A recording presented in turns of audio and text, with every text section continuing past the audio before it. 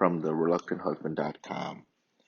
This time we're going to be talking about early Trot around the 1930s and giving some background of political and social situations at the time. Trot as a genre of music isn't without its critics.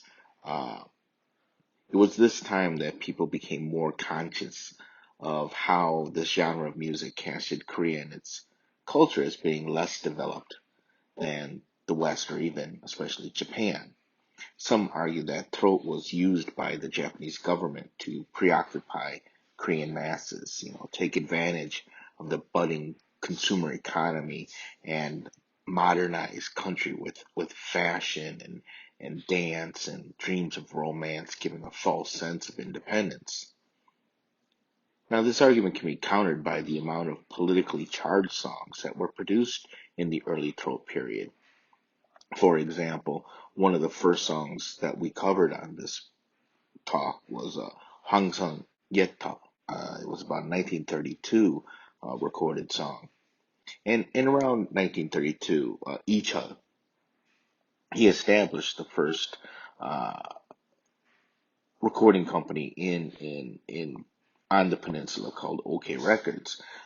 This guy was a big thinker, and he started as a musician, playing many instruments like the sax and trumpet. Later, he joins one of the musical troupes, and they do kind of an operetta style that was typical of many Japanese musical theaters.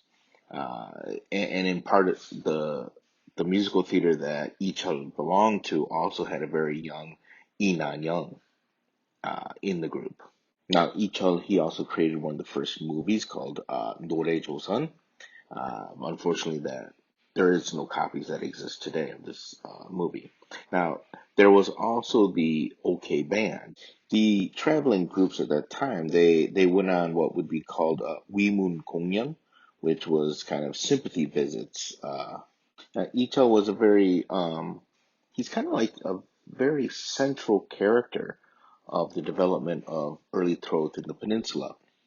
He had networks with many great singers and composers and musicians, and in previous episodes we talked about people like Kim Hae Song, Inan Young's brother Lee Bong Young, and his ability to market and manage the first female group, Chokori sisters, um, and with help of people like Song Mo-gin. Now, the the traveling band that went on to these tours, they were very successful for the time, and they would tour up in China and sometimes overseas in Japan, and these traveling troops could have possibly like 60 members in there. Now, they weren't making a ton of money, but at a very difficult period, a very difficult time, I'm sure these entertainers were happy that they were able to at least make some money. In 1936, Japan decides to uh, take back management of OK Records, but still allowed Ichel to belong in the company. So around 1938, Ichel again has a great idea, and he's going to make the OK Grand Show. And this is built around an entertainment collective known as the Chosun Akukdan, or CMC. Now, this group featured Song Mo-gin. This is someone that we'll talk about later. Lee Nan-young, of course, her brother, Lee Bong-yong, and again, a large cast of other entertainers and members. Probably this CMC had at times somewhere like 20 members, and they would tour for a couple months in Japan and around 1939.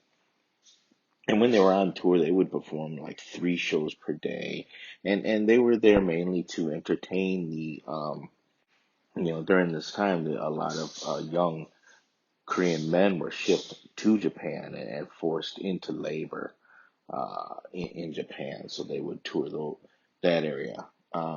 And they would tour and entertain those, I guess, migrant workers or forced labor.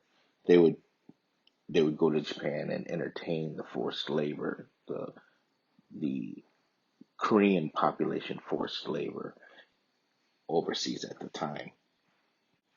Now, other performers outside of variety shows were also able to make a living by performing in Japan, and this started around the mid 1930s. However, they were discriminated and oftentimes jailed for petty offenses, but Japan had all the good recording equipment for these singers, so for many, it was like an unavoidable hurdle for those who were desiring success and to set themselves apart from others who could not travel overseas to actually make a recording in Japan. Because at the time, even though there was OK Records at on the peninsula of Korea, unfortunately they didn't have the technology or equipment to actually cut a record, and so anybody who wished to make an album, record an album, would have to go overseas to Japan.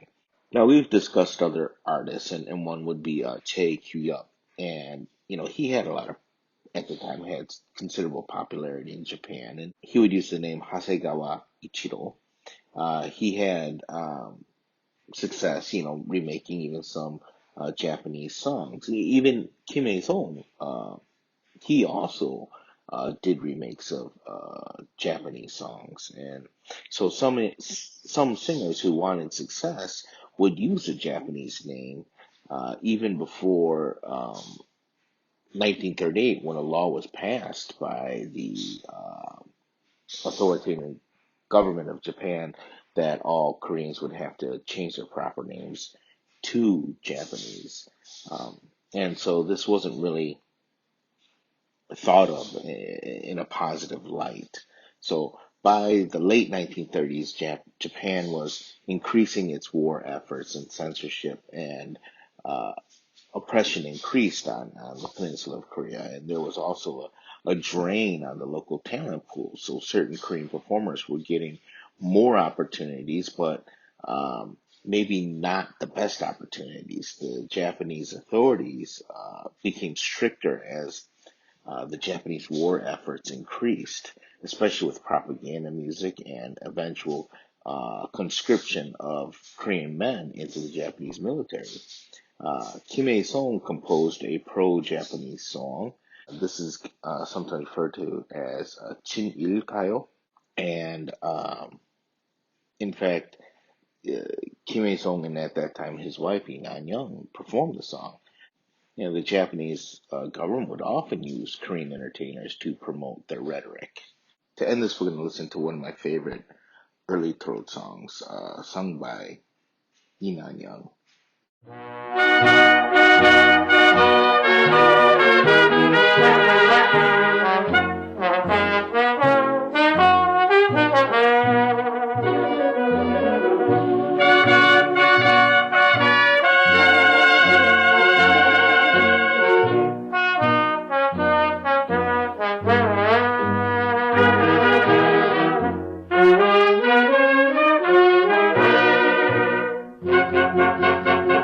내뿜는 담배 연기 끝에